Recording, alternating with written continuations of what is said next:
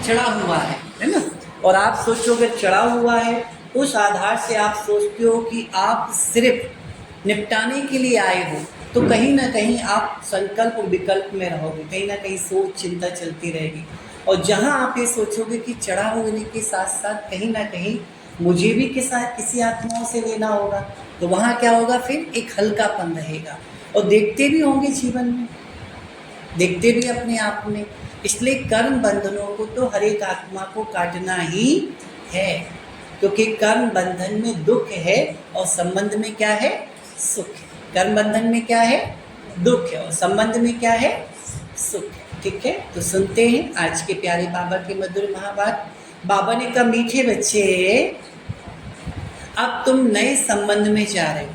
क्या सुनो, कौन से संबंध में जा रहे हो, नए संबंध में जा रहे हो। इसलिए यहाँ के कर्मबंधी संबंध को भूल कर्मातीत बनने का पुरुषार्थ करो। यहाँ के जो भी संबंध हैं जिनमें बाबा कहते कहीं ना कहीं दुख अशांति परेशानी है, उन्हें क्या करना है, बुद्धि से क्या करते जाना है, भूलना है। ठीक है, और जैसे जैसे बाबा कहते हैं आपके कर्म बंधन खत्म होते जाएंगे बाबा की यात्रा से, बाबा की शक्ति से, तो आपको ऐसे महसूस होगा कि वो कर्म बंधन में जिन आत्माओं की याद आती है वो सहज रूप से उनको अपन भूलते जाए। इसलिए बाबा ने साफ बताया, दोनों चीज़ों को याद रखना। इस दुनिया में दो लोग आपको हमेशा याद आएंगे, या तो वो जिनसे बाबा कहते हैं कि जिनके प्रति मन में कहीं ना कहीं कोई गांठ है। क्या है, मन में किसी के प्रति क्या है, अगर गांठ है, या तो वो याद आएंगे, या बाबा कहते वो याद आएंगे जिनके लिए मन में 60 गांठ है। क्या है, 60। दो ही होते हैं, या तो गांठ या फिर 60 गांठ। और दोनों ही बाबा कहते हैं अगर योग में याद आ रहे गांठ वाले या 60 गांठ वाले, तो बाबा कहते सत्य में फिर नहीं हो सकते तुम्हारे ठाठ। क्या नहीं हो सकते हैं, क्या नहीं हो सकते हैं, ठाठ मिलेंगे ही नहीं ना, क्योंकि बुद्धि कहीं ना कहीं अटकी हुई है। इसलिए उस चीज़ से मुक्त होना होता है। आज का सवाल है, बाप किन बच्चों को, बाबा ने कहा बाप किन बच्चों की वाह वाह करते हैं, सबसे अधिक प्यार किन्हों को देते हैं। इतनी सुंदर बात चेक करना भी है, और अगर वो विशेषता है तो बाबा कहते हैं उमंग उत्साह में भी रहना है कि बाबा किन बच्चों की वाह वाह करते हैं। क्योंकि बाबा के सामने तो आप जानते हो, वैसे देखा जाए तो करोड़ों आत्माएं, उन करोड़ों में भी बाबा कहते कोटों में कोई छांटते हैं, उन कोटों में भी कोई ऐसी कौन सी महान आत्मा है जिनकी बाबा क्या करते हैं, वाह वाह। और जिनकी बाबा वाह वाह कर रहे हैं, ये वास्तव में समझो वरदान है उन आत्माओं के लिए कि एक समय आने पर बाबा कहते उनकी चारों युगों में वाह वाह होगी। एक युग में नहीं, क्या होगी, चारों युगों में क्या होगी, उनकी वाह वाह होगी, जिनकी बाबा करें वाह वाह। ठीक है, और दुनिया में भी देखा जाए, बाबा कहते एक तरफ देखा जाए तो हाय हाय लगी है। क्या लगी हुई है, हाय लगी है। हाय भी पता है, एक संबंधों की हाय होती है, एक दुख की हाय होती है, एक संपत्ति की हाय होती है। संबंधों की हाय क्या होती है, जब एक दूसरे को कहीं ना कहीं विदाई करते हैं या कहीं ना कहीं मिलते हैं तो व्यक्ति एक दूसरे को देख के, राहुल भाई क्या करता है, हाय क्या हिलाता है, हाथ हिलाते हैं, देख लो भाई हम तुम्हें देख ले तुम हमें देख लो। या विदाई करते हैं तो बाय बाय करते हैं, और एक दूसरे को देख ले तो क्या करते हैं, हाय। राइट, अब वो संबंधों की हाय है। दूसरा क्या होता है कि अगर किसी व्यक्ति को कष्ट होता है, तकलीफ होती है ना, दर्द होता है, तब भी व्यक्ति क्या कहता है, बहुत पैर क्या हो रहे हैं, घुटने क्या हो रहे हैं, उसको भी हाय कहा जाता है। क्या कहा जाता है, उसको भी हाय कहा जाता है। ठीक है, और फिर उसके बाद देखा जाए जो व्यक्ति बहुत माया में लगा हुआ है, बहुत धन संपत्ति जोड़ने में लगा है, उसके लिए भी क्या कहते हैं कि नहीं तो बड़ी हाय लगी कि नहीं, उसको भी हाय कहते हैं। राइट, और तीसरा के साथ साथ एक और, जब कोई किसी के मतलब व्यक्ति कष्ट देता और तकलीफ देता है तो उसके प्रति दिल से जो बद्दुआ निकलती है उसको भी क्या कहते हैं। इसलिए तो कहा गया निर्बल को न सताइए ताकि जैसी हाय, और मरे खाल की धोंक से साख भस्म हो जाए। ऐसे करके बताते हैं ना। तो कहने का मतलब बाबा कहते संबंधों की हाय हो, चाहे दुख दर्द की हाय हो, चाहे संपत्ति की हाय हो, ठीक है। ये जो भी हाय हाय हैं इन सबको क्या कर दो, बाय बाय। क्या कर दो, क्या कर दो, बाय बाय। तो इन हाय हाय को जब बाय बाय करेंगे तब बाबा कहते हैं बाबा तुम्हारी क्या करेंगे, समझ में आ रहा है ना उस चीज को। तो वो बाबा ने सुनाया। तो बाबा ने सवाल का जवाब दिया, बाबा क्या सुना, बाबा गरीब बच्चों की वाह वाह करते हैं। इसकी अब आप सोचो कितना उमंग उत्साह देते हैं बाबा। बाबा गरीब बच्चों की वाह वाह करते हैं। वहाँ गरीब बच्चे वहाँ आराम से 2 रोटी खा, बाबा कहते खाना, हवच लालच नहीं है। गरीब बच्चे बाप को प्यार से याद करते हैं। बाबा अनपढ़े बच्चों को देख खुश होते हैं क्योंकि उन्हें पढ़ा हुआ भूलने की मेहनत नहीं करनी पड़ती है। सुना, समझ में आया। अनपढ़ों को देखकर खुश होते हैं और गरीबों को देखकर वाह वाह करते हैं। ठीक है। और जो अनपढ़ गरीब दोनों हैं तो बाबा कहते हैं हाँ, सही बात है ना। तो इसलिए बाबा को यहाँ पर किस चीज़ का भावार्थ है, गरीब का मतलब क्या है, बड़ा खुश नसीब हूँ, है ना, जो तेरे करीब हूँ और मुझे क्या चाहिए, है ना, जो तेरा मुझे क्या मिला है, सानिध्य और साथ मिला है कि नहीं। तो कहने का मतलब बाबा कहते हैं गरीबी की जो बात आती है, किसकी बात आती है, गरीबी की जो बात आती है वो गरीबी अर्थात कि जिसको बाबा कहते हैं समर्पण भाव। कौन सा भाव, समर्पण। ठीक है। अगर देखा जाए सुदामा को भी किस अवस्था में दिखाया गया, दरिद्रता और दरिद्र ब्राह्मण। तो दरिद्रता अर्थात क्या होती है, गरीबी। दरिद्रता अर्थात क्या होती है, गरीबी। गरीबी तो कहेंगे, कितनी गरीबी दिखाई सुदामा के जीवन में। लेकिन सुदामा इतने गरीब हैं लेकिन हृदय से फिर भी प्रभु के करीब है या नहीं, है कि नहीं। और जब प्रभु के वो करीब हैं तो प्रभु भी क्या करते हैं, फिर 1 सेकंड में उनकी सारी गरीबी को क्या कर देते हैं, मिटा देते हैं, है कि नहीं। सुदामा का अपना स्वयमान और प्रभु की अपनी एक अलग गुप्त देवी की पहचान। आप सोचो जब वो वहाँ पर अपने क्या बोलते हैं, सुदामा जब द्वारका पहुँचते हैं, ठीक है, तो अपने जिसको कहा जाए महल में अपने कक्ष में जब लेटे हुए होते हैं तो वहाँ पर जब श्री कृष्ण पहुँचते हैं तो यही पूछते हैं कि भाई कोई तकलीफ तो नहीं है, कोई दिक्कत तो नहीं है, कोई बात हो तो बताओ, कोई ज़रूरत हो तो क्या करो बताओ। ऐसे करके सारी दिल की बातें क्या करते हैं, सुदामा से क्या करते हैं, पूछते हैं। और सुदामा भी अपने स्वयमान में है तो प्रभु से क्या कहते हैं, सब ठीक है।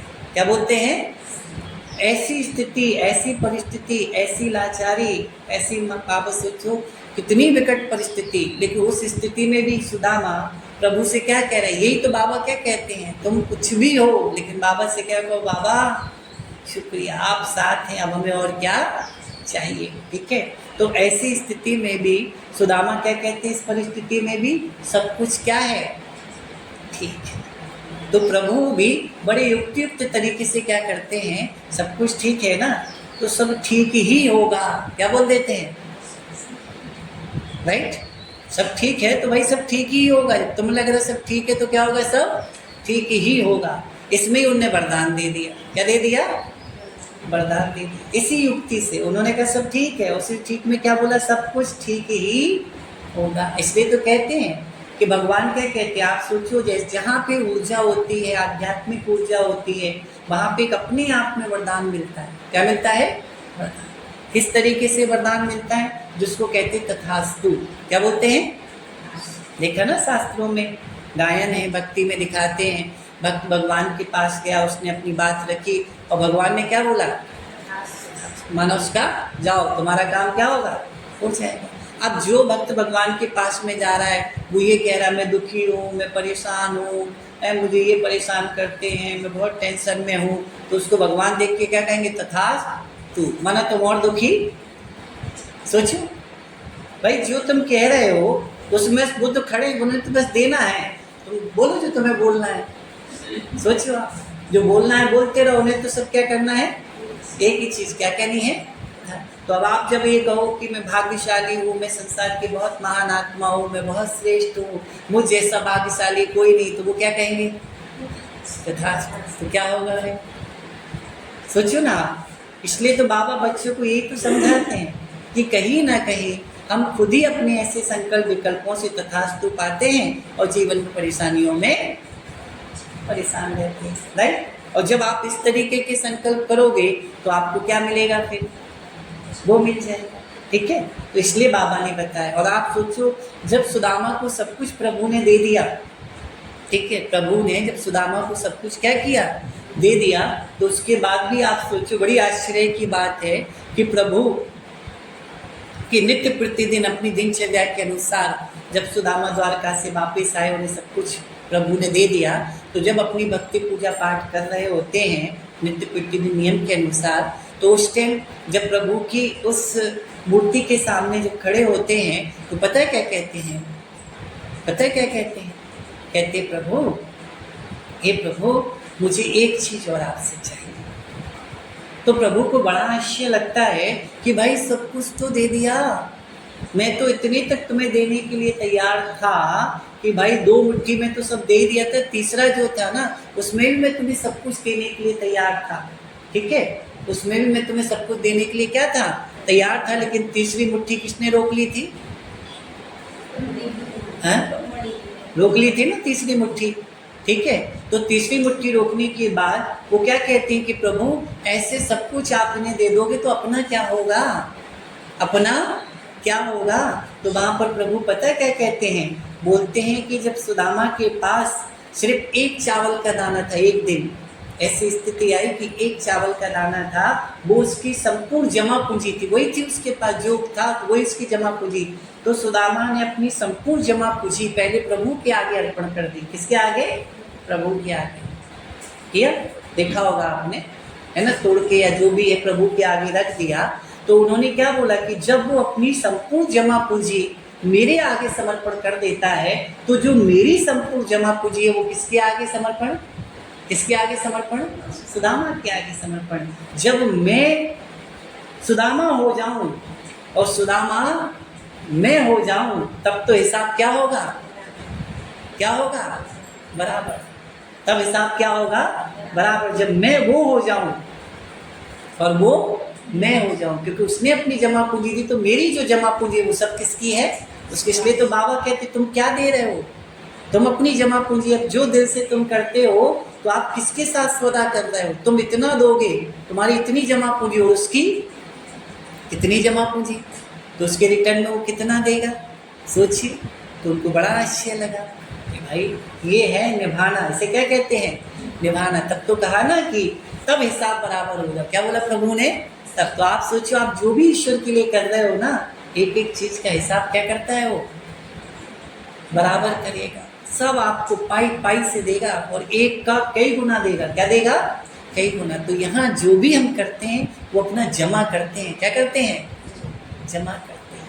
समझ में आ रहा है ना, वो चीज़ है। इसलिए बाबा कहते कभी भी बाबा के कार्य में सहयोग करते टाइम जरा सा भी संकल्प नहीं सोचना चाहिए, है ना, क्योंकि आपको आने वाली आई वेला में, आने वाले समय में आपको और जगह से प्राप्त नहीं हो पाएगा, लेकिन जो प्रभु के पास आपने संभाल के रखा होगा वो आपको समय पे क्या होगा, मिल जाएगा। लोगों को दिया हुआ, इधर उधर किया हुआ शायद मिले ना मिले, उसका कोई भरोसा नहीं है, लेकिन ईश्वर के पास जो आपने दिया है वो उसने संभाल के रख लिया है। क्या कर लिया है, यहाँ ये नहीं कि आप दे रहे हो और वो आपका बस पूरा होता जा रहा है, पूरा नहीं हो रहा है, वो तो जमा होके डबल हो रहा है। क्या हो रहा है, जमा होके क्या हो रहा है, डबल, ठीक है। तो वो बाबा ने सुनाया। तो आज बाबा कहते कितना बड़ा सम्मान कि बाबा कहते गरीब हैं, वो अनपढ़ हैं, माना नहीं इतना कुछ नहीं था। कई बच्चे बस इसी बात में दिल से कष्ट होते रहते कि बाबा हमारे पास कुछ होता, तुम पता नहीं आपके लिए क्या क्या करते, आज हम पढ़े लिखे होते तो बाबा कितनी सेवाएं करते। ऐसे बच्चे अपने आप में क्या होते रहते हैं, दिल से कष्ट। नहीं, तुम जो हो जैसे हो अपनी उस विशेषता से प्रभु के कार्य में लग जाओ, है या नहीं। हनुमान जी के पास अपनी विशेषताएं थी, जामवंत जी के पास अपनी विशेषताएं थी, नल नील के पास अपनी विशेषताएं थी। जो है जैसे उस विशेषता से प्रभु के कार्य में लग जाओ, कार्य में, ठीक है। तो उसका कई गुना बाबा देते। ओम शांति। अब बाप को बच्चों के प्रति रोज रोज बोलने की दरकार नहीं रहती है कि अपने को आत्मा समझो, आत्माभिमानी भव अथवा देहाभिमानी भव, अक्षर तो वही है ना। बाप कहते अपने को आत्मा समझो, आत्मा में ही 84 जन्मों का पार्ट भरा हुआ है। एक शरीर लिया, पार्ट बजाया, फिर शरीर खलास। क्या कह रहे बाबा? फिर शरीर क्या हो गया? खलास। वो शरीर तो छोड़ो, बाबा ने तो बताया एक समय ऐसा आएगा कि कलयुगी दुनिया जो है इसको भी खलास होना है। क्या होना है? खलास। ये दुनिया खलास होने से पहले तुम्हें बनना है फर्स्ट क्लास। क्या बनना है? क्या बनना है? First class. तो दुनिया खलास होने से पहले बनना है फर्स्ट क्लास, लेकिन फर्स्ट क्लास तभी बन पाओगे जब रोज करोगे। बोलने में तो कितनी सहज है सच में। बिना क्लास के आप फर्स्ट क्लास बन ही नहीं सकते।